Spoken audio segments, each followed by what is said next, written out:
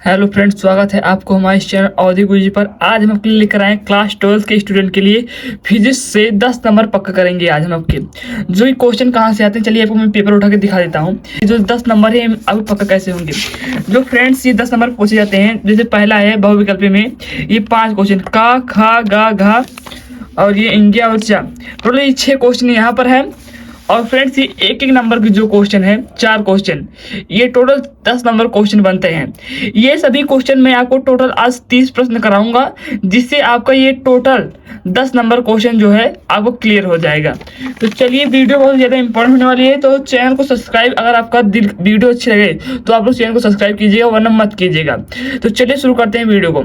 तो वीडियो शुरू करने से पहले मैं आपको बता दूँ कि यह यूपी बोर्ड के छात्रों के लिए केवल ही नहीं है, ये सभी बोर्ड के छात्रों के लिए। लेकिन यूपी बोर्ड के छात्र जो हैं उनके लिए 10 नंबर पूरा पक्का हो जाएगा, और जो अन्य बोर्ड के छात्र हैं उनका भी लगभग 8 से 7 नंबर का तो पक्का ही हो जाएगा। तो चलिए देखते हैं पहला प्रश्न है क्या। तो पहला प्रश्न क्या है कि किसी लेंस की फोकस दूरी किस पर निर्भर करती है।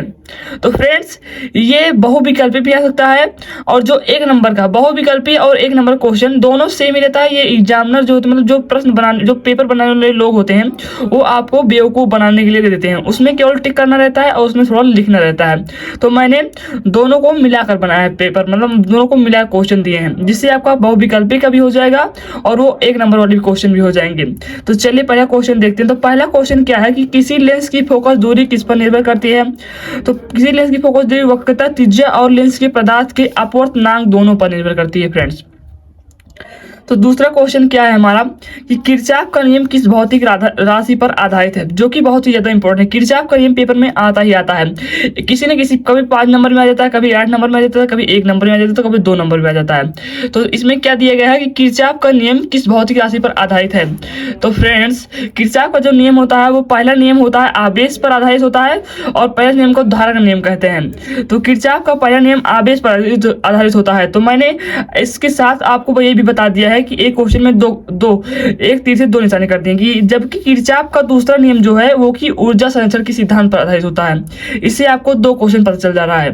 किरचॉफ का दूसरा नियम ऊर्जा संरक्षण के सिद्धांत पर आधारित होता है, क्योंकि ये बहुत ज्यादा इंपॉर्टेंट क्वेश्चन लग रहा था, तो मैंने इसको भी आपको बता दिया। तो उसके बाद तीसरा क्वेश्चन क्या है हमारा कि लेंज का नियम किसके संरक्षण सिद्धांत पर परिणाम है। तो फ्रेंड्स जो लेंज का नियम है वो प्रेरित धारा हमेशा उस कारण का विरोध करती है जिससे वह उत्पन्न होती है, और या ऊर्जा संरक्षण के परिणाम है, ऊर्जा संरक्षण के सिद्धांत का परिणाम है। तो फ्रेंड्स इससे आपको पता चल गया होगा कि लेंज का नियम किस संरक्षण का सिद्धांत का परिणाम है और ऊर्जा का है। और लेंज का नियम होता क्या है कि लेंज के नियम के द्वारा लेंज बताते हैं कि प्रेरित धारा जो होती है वो हमेशा उस कारण का विरोध करती है जिससे वह उत्पन्न हुई होती है। तो चलिए बढ़ते हैं अगले क्वेश्चन पर। तो अगला क्वेश्चन हमारा क्या है। तो अगला क्वेश्चन है 4, परमाणु के नाभिक की खोज किस प्रमेय के आधार पर की गई थी।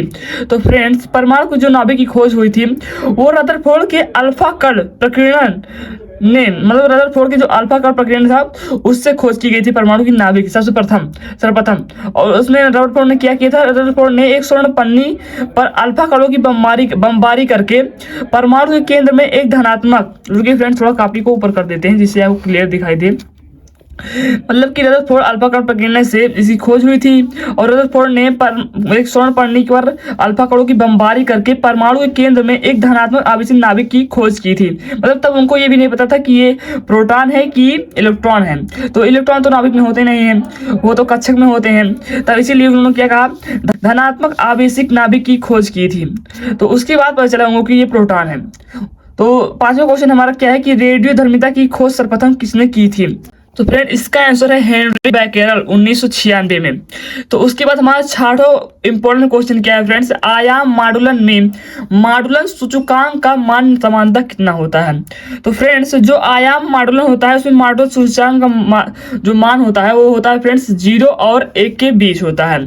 तो ये सभी फ्रेंड्स आपके जो इंपॉर्टेंट क्वेश्चन है मैं आपको बता दे रहा हूँ, जिससे आपका जो 10 नंबर का प्रश्न है वो तो क्लियर ही हो जाएगा। तो चलिए 7वां प्रश्न क्या है, तापमान बढ़ाने पर तांबे, Cu का जर्मेनियम और Zd के प्रतिरोध पर क्या प्रभाव पड़ता है। तो फ्रेंड्स जो तांबे एक चालक है, मतलब कि तांबा एक चालक है और जिसका ताप बढ़ाने पर प्रतिरोध बढ़ता है, और जबकि जर्मेनियम एक अर्धचालक है जिसका प्रतिरोध घटता है ताप बढ़ाने पर। तो फ्रेंड्स ये भी बहुत ही ज्यादा इंपॉर्टेंट क्वेश्चन है। तो चलिए बढ़ते हैं 8वें क्वेश्चन पर। तो 8वां क्वेश्चन हमारा क्या है फ्रेंड्स कि नाभिकीय अनुप्रस्थ काट को मापने की इकाई क्या है। तो फ्रेंड्स नाभिकीय अनुप्रस्थ काट को मापने की इकाई बॉर्न होती है।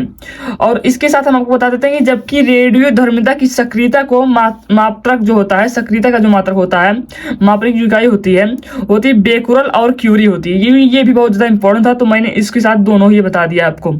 उस तरह ज़्यादा क्वेश्चन में आ जाता है, इस तरह मैं एक तीर से 2 निशाने कर दिए आपके, तो दोनों याद कर लीजिए आप। तो उसके बाद हमारा 9वां इंपॉर्टेंट क्वेश्चन क्या है कि वह समय जिसमें नाभिकों की संख्या अपने प्रारंभिक मान की आधी हो जाती है। तो फ्रेंड्स उसे क्या कहते हैं, आवर्तकाल, मतलब कि अर्धायु। तो जिसमें आधी हो जाती है उसे अर्धायु कहते हैं। तो आवर्तकाल नहीं कहते, सॉरी फ्रेंड्स, अर्धायु कहते हैं। जिसका आंसर हमारा क्या है, जो कि टी हाफ बराबर 0.031 केल्विन। तो फ्रेंड उसके बाद हमारा 10वां क्वेश्चन क्या है, विद्युत धारा कैसी भौतिक राशि है, जो कि बहुत ही ज्यादा इंपॉर्टेंट क्वेश्चन है, ये बहुत ही बार पूछा जा चुका है। तो विद्युत धारा एक अदिश राशि है और इसको इस कारण भी कहा जाता है। तो चलिए बढ़ते हैं आगे। तो उसके बाद फ्रेंड्स 11वां क्वेश्चन है, कौन सी धातु परमाणु रिएक्टर और परमाणु बम या हाइड्रोजन बम के निर्माण में उपयोगी है। तो फ्रेंड्स ये यूरेनियम जो धातु है वो परमाणु रिएक्टर और परमाणु बम और हाइड्रोजन बम के निर्माण में बहुत ही ज्यादा उपयोगी होती है। तो सबसे ज्यादा उपयोग किसका होता है, यूरेनियम का। तो उसके बाद क्वेश्चन 12वां क्या है कि हाइड्रोजन परमाणु के भूतल ऊर्जा स्तर में इलेक्ट्रॉन का कोणीय संवेग क्या होता है। तो फ्रेंड इसका एक सूत्र होता है h/2π, यही होता है कोणीय संवेग। तो फ्रेंड्स चलिए बढ़ते हैं आगे।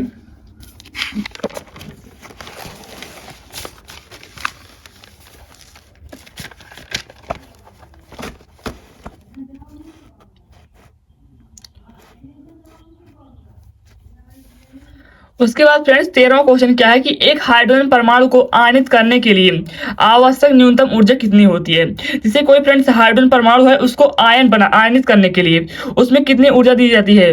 किसी परमाणु को आयन करने के लिए उसमें ऊर्जा दी जाती है, तभी वो आयनित होता है। तो इसमें हाइड्रोजन परमाणु को आयनित करने के लिए 13.6 इलेक्ट्रॉन वोल्ट ऊर्जा खर्च करनी पड़ती है, तभी वो आयनित होता है, न्यूनतम ऊर्जा ये है। और उसके बाद 14वां क्वेश्चन क्या है कि हाइड्रोजन परमाणु की बंधन ऊर्जा क्या है। तो फ्रेंड्स ये दोनों क्वेश्चन सेम लग रहे थे, इसमें थोड़ा डिफरेंस था, इसलिए मैंने साथ में लेकर आया जिससे आपको याद करने में आसानी हो। बंधन ऊर्जा की बात अगर आ जाती है फ्रेंड्स तो उसमें आपको माइनस लगा देना है केवल बस, और 13.6 सेम लिख देना है।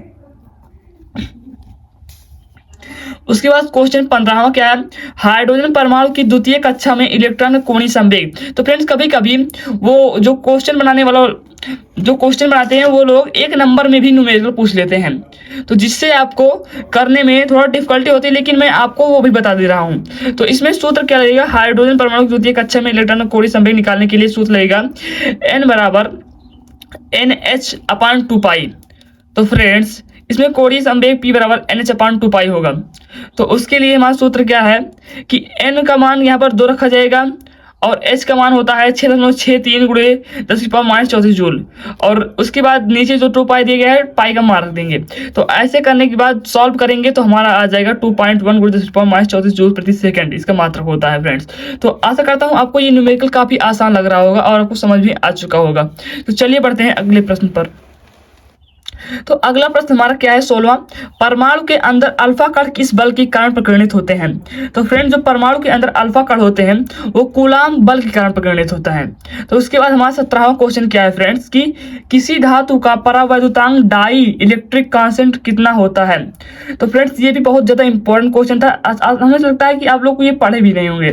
तो इसी ऐसे क्वेश्चन कभी कभी आ जाते हैं जिसको आप लोग को देखते ही आपको लगता होगा ये बहुत ही ज्यादा टफ है, लेकिन ये टफ नहीं होता। तो इसमें फ्रेंड्स आपको क्या करना है, अनंत, ये अनंत होता है, जो इसका इलेक्ट्रिक कांस्टेंट मान होता है वो अनंत होता है। धातु का परावैद्युतांक डाई इलेक्ट्रिक कांस्टेंट मान कितना होता है वो अनंत होता है फ्रेंड्स। तो चलिए बढ़ते हैं आगे क्वेश्चन पर। तो आखिरी क्वेश्चन नहीं, इस पेज का आखिरी क्वेश्चन है। तो क्वेश्चन 18वां क्या है, साबुन का बुलबुला सूर्य के प्रकाश में रंगीन दिखाई देता है, इसका क्या कारण है। फ्रेंड्स ये बहुत नॉर्मल क्वेश्चन है और हर बार प्रश्न आ जाता है ये बोर्ड में। तो फ्रेंड्स इसका क्या कारण होता है, व्यतिकरण के कारण होता है फ्रेंड्स। जो साबुन का बुलबुला होता है वो रंगीन इसलिए दिखाई देता है, व्यतिकरण के कारण दिखाई देता है। ऐसा क्वेश्चन आ जाता है कि आकाश का रंग नीला क्यों दिखाया जाता है, तो पूर्ण आंतरिक परिवर्तन के कारण होता है। उसके बाद 19वां क्वेश्चन हमारा क्या है कि n प्रकार के अर्धचालक में बहुसंख्यक आवेश वाहक कौन से होते हैं। तो फ्रेंड्स n प्रकार के अर्धचालक में बहुसंख्यक आवेश वाहक इलेक्ट्रॉन होते हैं। इलेक्ट्रॉन होते हैं, इसको आप लोग याद कर लीजिए, ये बहुत ही ज्यादा इंपॉर्टेंट है। और 20वां क्वेश्चन क्या है इंपॉर्टेंट कि लौह चुंबकीय फेरोमैग्नेटिक पदार्थ की चुंबकशीलता म्यू का मान होता है। तो फ्रेंड म्यू का मान बहुत बड़ा होता है 1 से, देखिए मैंने डबल बना है, इसीलिए ऐसे आपको भी क्लिक मतलब इससे आपको अगर ऑप्शन आएगा तो उस पर टिक कर देना है।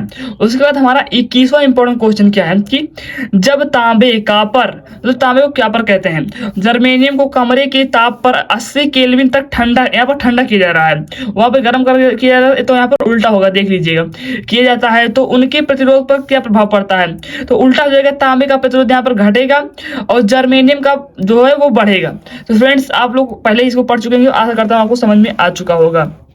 तो उसके बाद जो 22वां हमारा इंपॉर्टेंट क्वेश्चन क्या है कि एक परमाणु के नाभिक में कौन से मूल कण पाए जाते हैं। ये तो आप लोगों को पता होगा कि परमाणु के नाभिक में न्यूट्रॉन और प्रोटॉन पाए जाते हैं, जिसमें हम इसमें एक इंपॉर्टेंट चीज ये है कि इनको न्यूक्लियन कहते हैं, कभी कभी ये भी पूछ लिया जाता है इनको कहते हैं क्या है, इनको न्यूक्लियन कहते हैं फ्रेंड्स।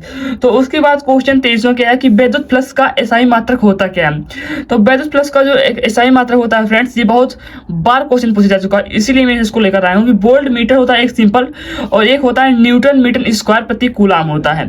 तो उसके बाद हमारा 24वां इंपॉर्टेंट क्वेश्चन क्या है फ्रेंड्स, 24वां इंपॉर्टेंट क्वेश्चन हमारा कि एक प्रत्यावर्ती धारा को समीकरण I बराबर 0.6 साइन और 100 पाई टी है, तो आवृत्ति का मान बताइए। तो फ्रेंड्स इसमें आपको एक समीकरण आप लोग पढ़े होंगे कि प्रत्यावर्ती धारा का समीकरण क्या होता है, तो I बराबर I not sine omega T होता है। तो फ्रेंड्स ये एक नंबर देखिए आप उसका पूछा गया न्यूमेरिकल पूछा गया है, तो चलिए आपको बताता हूँ ये न्यूमेरिकल लगेगा कैसे।